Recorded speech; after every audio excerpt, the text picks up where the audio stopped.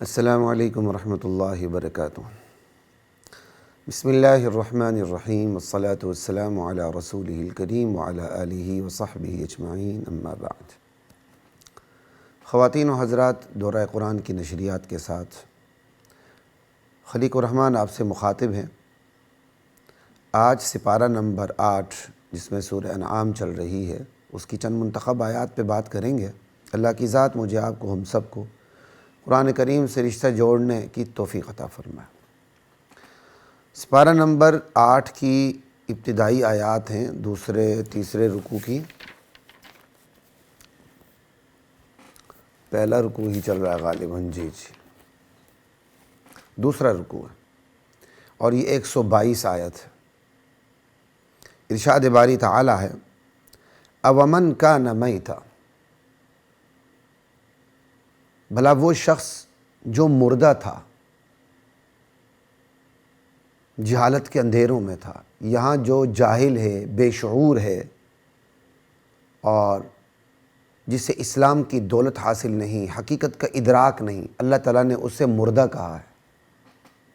اندازہ کر لیں، بھلے دنیا کی نظر میں وہ بہت بڑا دانشور ہو، بہت بڑا سائنسدان ہو، بہت بڑا سیاستدان ہو، بہت بڑا معیشت دان ہو، دنیا کا بہت بڑا معاشی ماہر ہو، بہت بڑا فنکار ہو، اداکار ہو، بدکار ہو، جو بھی ہو، دنیا کی کسی بھی فیلڈ میں وہ یکتا ہو، مہارت کی انتہا پر ہو، پوری دنیا میں اس کی دولت کے، اس کی شہرت کے، اس کی عزت کے، اس کے علم کے، اس کی ذہانت کے، اس کے وزڈم کے، فراست کے چرچے ہوں، لیکن اس کے پاس اسلام کی دولت نہ ہو، قرآن کی دولت نہ ہو، جو اصل دولت ہے، تو قرآن اسے مردہ کہتا ہے۔ بھلے سوسائٹی میں وہ بہت بڑا سوشل اینیمل ہو، وہ حیوان تو ہو سکتا ہے، وہ انسان نہیں ہوگا۔ وہ بظاہر انسان تو ہوگا، لیکن در حقیقت قرآن اسے انسان سمجھنے کے لیے بھی تیار نہیں، زندہ انسان کا۔ بلا وہ شخص جو مردہ تھا، جس کے پاس حقیقی علم جو اللہ نے آسمان سے نبیوں کے سینوں پہ نازل کیا، اس کا شعور نہیں تھا۔ فَأَحْيَيْنَاهُ، بھلا وہ شخص جو مردہ تھا، حقیقت سے دور تھا، اسلام سے دور تھا، فَأَحْيَيْنَاهُ، پھر ہم نے اسے زندگی بخش دی، اسلام کی زندگی بخش دی، اسلام کا نور عطا کر دیا۔ یہ دیکھ لیں، یعنی جس کے پاس اسلام ہے وہ زندہ ہے، بھلے وہ ان پڑھ ہے،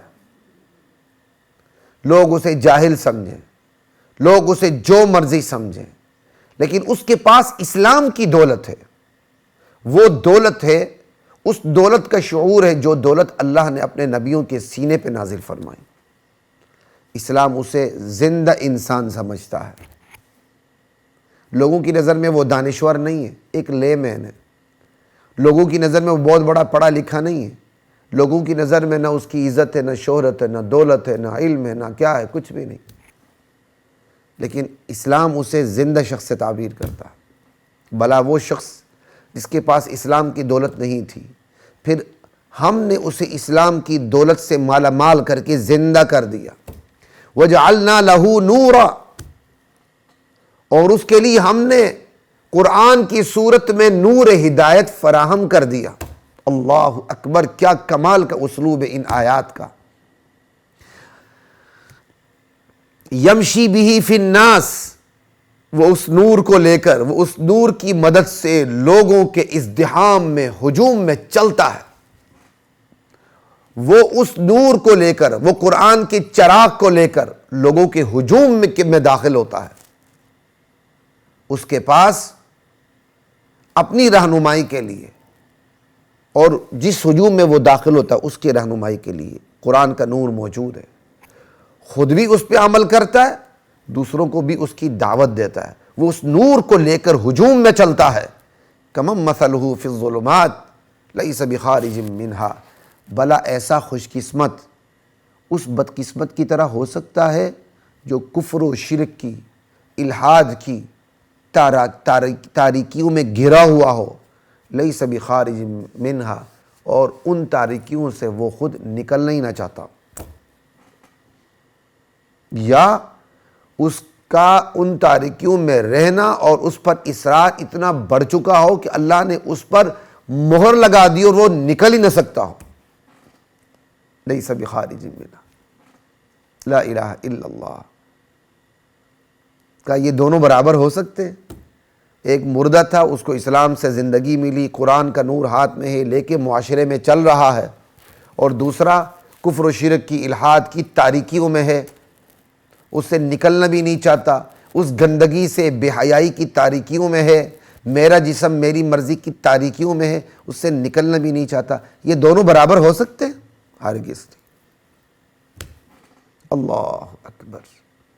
کذالک زین للکافرین ما کانوا یعملون، اسی وجہ سے، ذالکم مما علمنی ربی، یہ میرے نزدیک کاف برائے تعلیل ہے، تشبیہ کا نہیں ہے، تشبیہ کا بنایا گیا۔ یہ ویسے میں نے ایک بات کر دی، عوام الناس کو بات سمجھ آئے یا نہ آئے، چونکہ وہ کفر و شرک کی تاریکیوں میں ہے، جو لوگ کفر و شرک کی تاریکیوں میں ہوتے ہیں اور ان تاریکیوں میں رہنے پر اصرار کرتے ہیں، تو اس اصرار کا نتیجہ یہ ہوتا ہے کہ ان کے برے اعمال ان کے لیے خوشنما بنا دیے جاتے ہیں۔ کہا اسی وجہ سے کافروں کے لیے خوشنما بنا دیے جاتے ہیں ان کے اعمال۔ جب کافر اپنی کفر و شرک کی تاریکیوں پہ اصرار کرتا ہے تو اس کو اس کی تاریکیاں بھلی لگنے لگتی ہیں، اچھی لگنے لگتی ہیں، اس کو اس کا فساد اصلاح معلوم ہوتا ہے، اس کو اپنے خود ساختہ قوانین، خدا ساختہ قوانین سے اچھے لگنے لگتے ہیں، اس کو اپنی گمراہی ہدایت سے اچھی لگنے لگتی ہے، اس کو اپنا ننگا پن، عریاں پن، اس کو پاکیزگی سے، متانت سے، وقار سے، حیا سے اچھا لگنے لگتا ہے۔ ایک مشہور زمانہ ایک خاتون ہے، اللہ حفاظت فرمائے، یعنی شوبز کی دنیا کی، اس کا ایک کلپ بھی چلا تھا جس میں جب صلاح الدین ایوبی کی بات کی جائے تو اس نے علل اعلان صلاح الدین ایوبی کا انکار کر دیا، صاف ہی، یعنی یہ لوگ اتنے دلیر ہو چکے ہیں، کہا صلاح الدین ایوبی ہمارا ہیرو نہیں ہے۔ ارے بدذات عورت صلاح الدین ایوبی اگر ہیرو نہیں ہے، بد کردار ہمارے ہیرو ہیں۔ اب ایک خاتون مسلمان معاشرے میں، پاکستان میں، اور شاید اسلام کا لیبل بھی لگا ہو، کیونکہ غیر مسلم اتنی بڑی ہمت نہیں کرتے۔ غیر مسلمان جب بےایمان اور دیوس ہوتا ہے نا، وہ زیادہ بڑی ہمت کرتا ہے۔ کہا صلاح الدین ایوبی ہمارے ہیرو نہیں ہے۔ یہ کیا ہے؟ اللہ کہتے ہیں یہاں وہ بیماری اللہ بیان کر رہے ہیں، چونکہ جب بندہ کفر و شرک کی تاریکیوں میں ہوتا ہے اور ان تاریکیوں پر اصرار بھی کرتا ہے اور نکلنا بھی نہیں چاہتا، تو پھر خدا کا قانون اس پر مسلط ہو جاتا ہے، اس کو ہر بری چیز اچھی لگنے لگتی ہے، اس کو بے حیائی حیا سے اچھی لگتی ہے، اس کو پاکیزگی سے ننگا پن، عریاں پن، نکاح سے زنا اچھا لگنے لگتا ہے، کفر و شرک اسے توحید سے اچھا لگنے لگتا ہے۔ ایک در کے سوالی ہونے سے در در میں بھٹکنا، اپنی عزت کو نیلام کرنا، اپنی غیرت کو نیلام کرنا، اپنی ایگو کو ذبح کرنا اچھا لگتا ہے، وہ بھی مخلوق کے در پہ۔ کذالک زین للکافرین ما کانوا یعملون، یہ آیت نمبر 122 تھی۔ آگے آیت چل رہی تسلسل کے ساتھ، اللہ کہتے ہیں وَكَذَلِكَ جَعَلْنَا فِي كُلِّ قَرْيَةٍ أَكَابِرَ مُجْرِمِيهَا، جس طرح ہم ایسے لوگوں کو جو کفر و شرک کی تاریکیوں سے باہر نکلنا ہی نہیں چاہتے، تو پھر ہم ان کو انہی تاریکیوں میں رکھتے ہیں اور وہ تاریکیاں ان کو اچھی لگتی ہیں۔ بالکل اسی طرح ہم ہر بستی میں ہم نے بڑے بڑے مجرم پیدا کر دیے ہیں، جن کو اپنی کفر و شرک کی تاریکیاں بڑی اچھی لگتی ہیں، اور پھر وہ اس کے اندر مکاریاں دکھاتے ہیں بڑے بڑے مجرم. ہر بستی میں بڑے بڑے مجرم اللہ کہتے ہیں پھر ہم اٹھا دیتے ہیں. پھر وہ ان میں مکر و فریب سے کام لیتے ہیں، دین کے خلاف، حقانیت کے خلاف مکاریوں سے کام لیتے ہیں. وما یمکرون الا بانفسہم. یہ مکاریاں حق کے خلاف کیا کر سکیں؟ اپنی ذات کے خلاف مکاریاں کرتے ہیں، کیونکہ ان مکاریوں کا وبال بالآخر انہی پہ پڑتا ہے. وما یشعرون. لیکن وہ سمجھتے نہیں. وہ تو سمجھتے ہیں کہ ہم اسلام کے خلاف مکاریاں کر رہے ہیں، حالانکہ خود اپنے خلاف مکاریاں کر رہے ہیں اور انہیں اس کا شعور بھی نہیں کہ آخر ان مکاریوں کا وبال جا جا کے انہی پر پڑنا ہے، انہی نہیں جہنم میں جلنا ہے. کتنی بڑی خبر ہے اللہ کی طرف سے. جہاں بھی دین کا کام ہوتا ہے گلی کے کنٹوٹے باہر نکل آتے ہیں، دین برحق کی مخالفت کرتے ہیں. اللہ اکبر. دیکھ لیں، یہ چیزیں ہمیں حوصلہ دیتی ہیں. خدا کا اپنا ایک تکوینی نظام ہے. وَإِذَا جَاءَتْهُمْ آيَةٌ قَالُوا لَن نُؤْمِنَ حَتَّى نُؤْتَى مِثْلَ مَا أُوتِيَ رُسُلُ اللَّهِ. یہ جو لوگ کفر و شرک کی تاریکیوں میں پڑے ہوئے ہیں اور اس سے نکلنا نہیں چاہتے، جب ان کے پاس ہماری کوئی نشانی آتی ہے، قرآن کی کوئی آیت آتی ہے، ہماری قدرت کی کوئی نشانی آتی ہے، ہمارا کوئی حکم آتا ہے، کہتے ہیں لن نؤمن، ہم ہرگز ایمان نہیں لائیں گے، نہیں مانیں گے. البتہ ہم ایک صورت میں بات مان سکتے ہیں، حتی نؤتی مثل ما اوتی رسول اللہ. ہمیں بھی وہی چیز ملے جو اللہ کے بھیجے ہوئے رسولوں کو ملی تھی، نبوت. یعنی ہم حق کو نہیں مانیں گے، ہاں حق کو مان سکتے ہیں اگر ہمیں بھی نبوت ملے جس طرح رسولوں کو ملی. انا للہ و انا الیہ راجعون. اس آیت سے چپ کر کے نہ گزریں، اس آیت سے خاموشی سے نہ گزریں. ذرا سوچیں. یعنی مشرکین کو بھی نبوت کی خواہش تھی کہ ہمیں نبوت ملے. آج بھی خواہش ہے لوگوں کو نبوت کی، اس لیے نبوت کے جھوٹے دعوے دار کھڑے ہوتے ہیں، نبوت کے جھوٹے دعوے دار کھڑے ہو جاتے ہیں. پھر نبوت سے چھوٹی چیزوں کی بھی خواہش ہوتی ہے. بندہ کہتا ہے میں بہت بڑا پیر کہلاؤں، بہت بڑا مرشد کہلاؤں، لوگ میرے پاؤں دبائیں، میرے پاؤں کو عرق گلاب سمجھ کے پی جائیں، چاہے میں بہت بڑا بدعمل ہوں. یہ خواہشیں لوگوں کو، یہ انسان کی فطری کمزوری ہیں. اپنے بارے میں نبوت کی خواہش نہ ہو تو اپنے پیر کے بارے میں نبوت کی خواہش ہو جاتی ہے. کاش ہمارا پیر نبی ہوتا تو ہم اس کے صحابی ہوتے. انا للہ و انا الیہ راجعون. یہ کوئی میں انہونی بات نہیں کر رہا. ایک پیر کے سالانہ اجتماع جو جنگ میں ہوتا ہے، اس میں اجتماع میں، سالانہ اجتماع میں ایک مرید نے کھڑے ہو کے یہ کہا بیان کرتے ہوئے، اگر نبوت جاری ہوتی تو آج ہمارے حضرت اس کے سب سے بہتر حقدار تھے. نبوت جاری ہوتی تو ہمارے حضرت اس کے حقدار تھے. اور لعنتی شخص، تجھ پر وحی آئی تھی کہ نبوت جاری ہوتی تو حقدار تھے. وہ تو اللہ کے نبی نے وحی کے زور پہ فرمایا تھا لو کان بعدی نبی لکان عمر، میرے بعد اگر کوئی نبی ہوتا تو عمر ہوتا. لا الہ الا اللہ واللہ اکبر. یعنی اپنے بارے میں نہیں تو اپنے پیر کے بارے میں لوگوں کو خواہش لگ جاتی کہ کاش اس کو نبوت ملتی. کیونکہ پیر کو نبوت مل جائے تو مرید تو صحابی ہو گیا نا، مرید کے بارے نیارے ہو گئے. اللہ اکبر. اور بعضوں کو نبوت کی خواہش نہیں ہوتی تو علوم نبوت نہ ہوتے ہوئے بھی علوم نبوت کی خواہش ایسی ہوتی کہ خود ہی محقق بن جاتے ہیں. بعض سے لوگوں کو دیکھیں شعبے میں یا ڈاکٹر ہوں گے یا انجینئر ہوں گے یا پلمبر ہوں گے، کچھ بھی ہوں گے، لیکن وہ دینی علوم پر اس طرح ہاتھ ڈالتے ہیں اس یتیم ریاست میں، وہ اپنے آپ کو محقق بنا کے پیش کرتے ہیں اور علماء کو رگیتے پھرتے ہیں. 2% کا علم ان کے پاس نہیں ہوتا، ایک لفظ صحیح طرح نہیں پڑھ سکتے اور میڈیا میں آ کے شور مچاتے ہیں. علماء کوئی کام نہیں کرتے. اندر یہی ہوتا ہے کہ جو میں کر رہا ہوں وہ بہت کچھ ہے. اپنی تحقیق پیش کرتے ہیں. لا الہ الا اللہ. اللہ کہتے ہیں اللہ اعلم حیث یجعل رسالتہ. اللہ بخوبی جانتا ہے کہ اس نے اپنی رسالت کہاں رکھنی ہے. اللہ نے جہاں رسالت رکھنی تھی رکھ دی، بس اب نبوت ختم ہو چکی. اسی طرح اللہ بخوبی جانتا ہے کہ رسالت کے علوم اللہ تعالیٰ نے کن کن کے سینوں میں رکھنے. نتھو پھتو کے دلوں میں اللہ رسالت کے علوم کو نہیں رکھتا، یہ بھی یاد رکھو. سیصیب الذین اجرموا صغار عند اللہ وعذاب شدید بما كانوا یمکرون. کوئی بات نہیں، ایک وقت آئے گا جب مجرموں کو اللہ کے ہاں ذلت ملے گی اور ان کی مکاریوں کی وجہ سے انہیں سخت عذاب ملے گا. فمن یرید اللہ ان یہدیہ یشرح صدرہ للاسلام. جس بندے کے ساتھ اللہ، جس بندے کے بارے میں اللہ چاہتا ہے کہ اسے ہدایت دے دے تو اللہ اس کا سینہ اسلام کے لیے کھول دیتے ہیں. اور ومن یرید ان یضلہ، اور جس کی بدعمالیوں کی وجہ سے اور کرتوت پر اصرار کی وجہ سے اللہ اسے گمراہ کرنا چاہے تو اللہ اس کا سینہ تنگ کر دیتے ہیں. پھر دین کو سمجھ کر قبول کرنا اس کے لیے ایسے ہی مشکل اور دشوار ہوتا ہے جیسے آسمان پہ چڑھنا.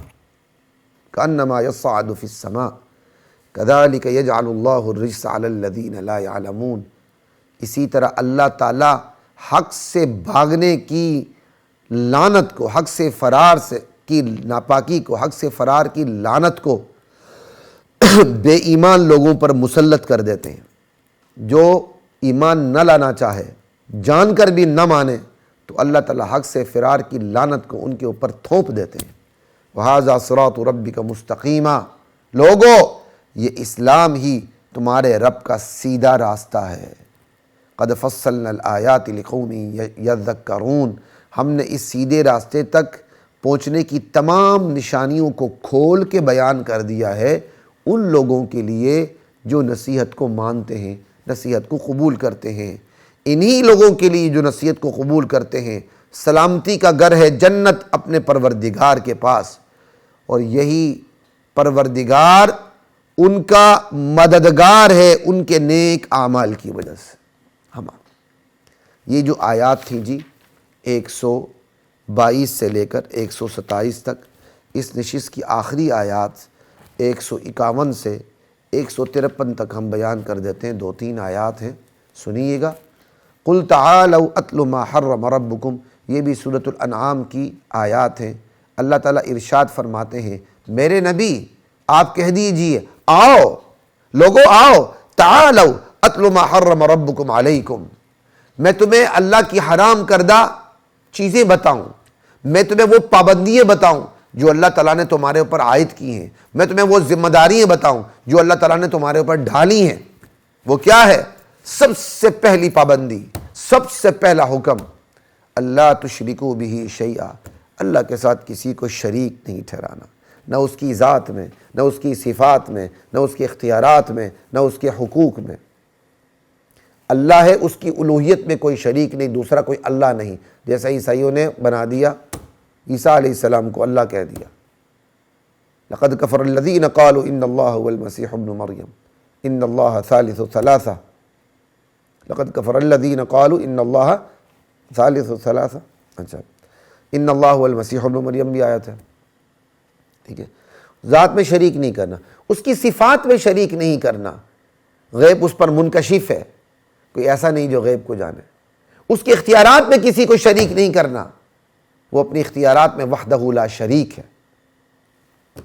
اللہ اکبر. تقدیر کو بگاڑنے بنانے کے اختیارات اس کی، صفات اسی کی. اس کے حقوق میں کسی میں کو شریک نہیں کرنا. سجدہ کرنا، نظر نیاز دینا، رکوع کرنا، یہ مانگنا، یہ حق ہے کہ صرف ایک اللہ سے مانگا جائے. اس کے حقوق میں بھی کوئی شریک نہیں.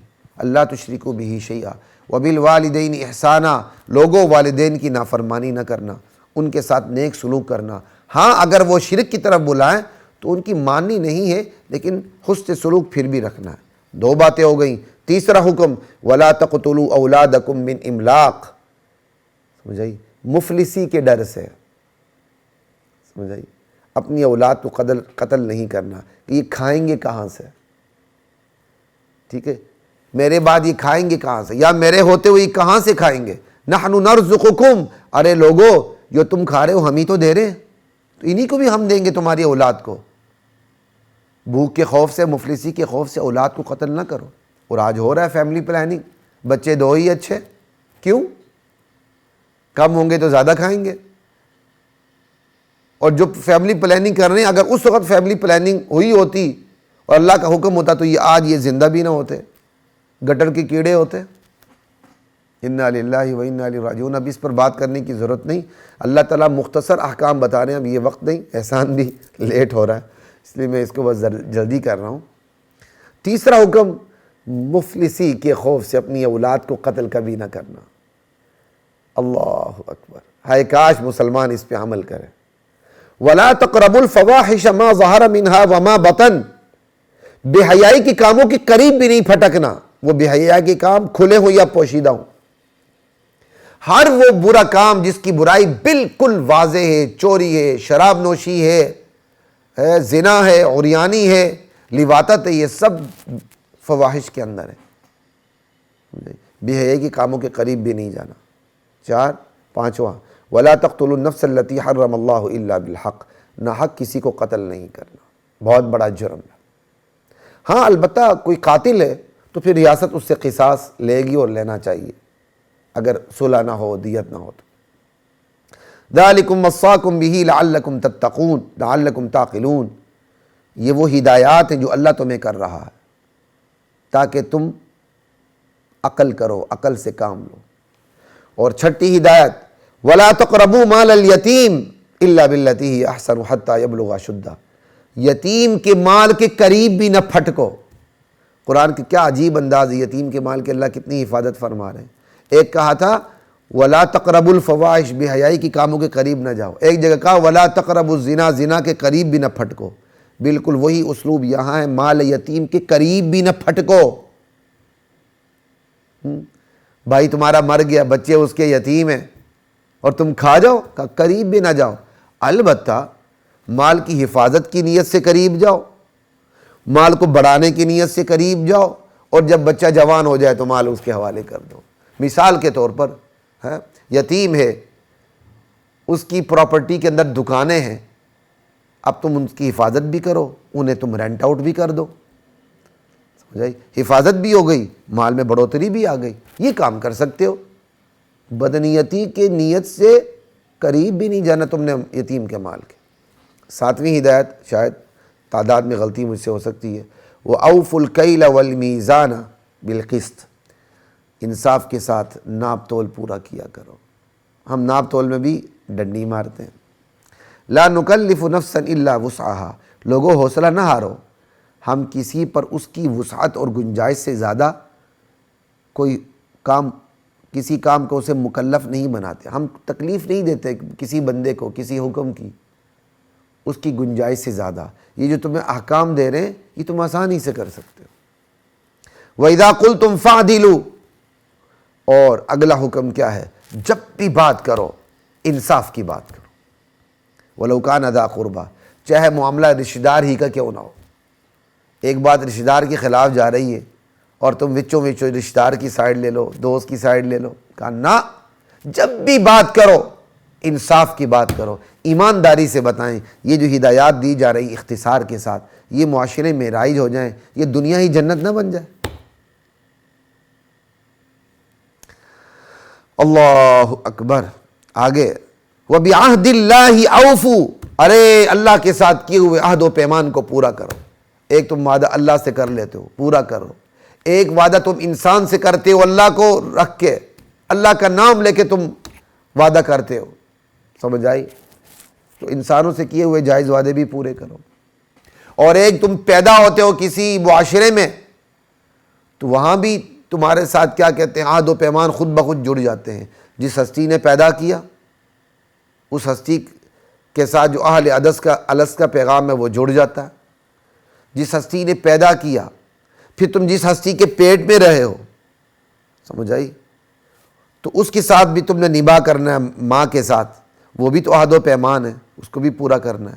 پھر جس ہستی نے جو باپ بنا تمہارا، اس کے ساتھ بھی تمہاری ڈیلنگ ہوگی، اس کے حوالے سے بھی تم نے عہد و پیمان پورے کرنے ہیں.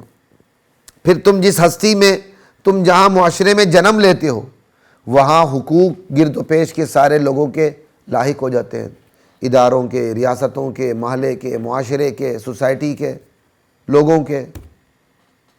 یہ تم نے سارے عہد و پیمان پورے کرنے جائز طریقے کے ساتھ۔ ذالکم وصاکم بھی، یہ ہدایات اللہ نے تمہیں دی ہیں تاکہ تم نصیحت پکڑو۔ وَأَنَّ هَذَا صِرَاطِي مُسْتَقِيمًا، یہ میرا بتایا ہوا سیدھا راستہ ہے۔ فَاتَّبِعُوا، اسی پہ تم نے چلنا ہے۔ وَلَا تَتَّبِعُوا السُّبُلَ، اور راستوں پہ تم نے نہیں چلنا۔ یعنی اسلام کا راستہ ایک راستہ ہے، باقی سارے راستے ہیں، جمع کا صیغہ۔ دیگر راستوں پہ نہیں چلنا، دیگر راستے تمہیں اللہ کے راستے سے ہٹا دیں گے، الگ کر دیں گے۔ ذالکم وصاکم بھی، اس کی تمہیں، ان احکام کی تمہیں ہدایت کی جا رہی ہے تاکہ تم ان کی مخالفت سے بچتے رہو۔ یہ جتنے بھی احکام ہیں اللہ تعالیٰ ان پر عمل کی توفیق عطا فرمائے۔ اگر ہم ان پر عمل کریں دنیا جنت بن جائے۔ السلام علیکم ورحمۃ اللہ وبرکاتہ۔ وَلَقَدْ أَنزَلْنَا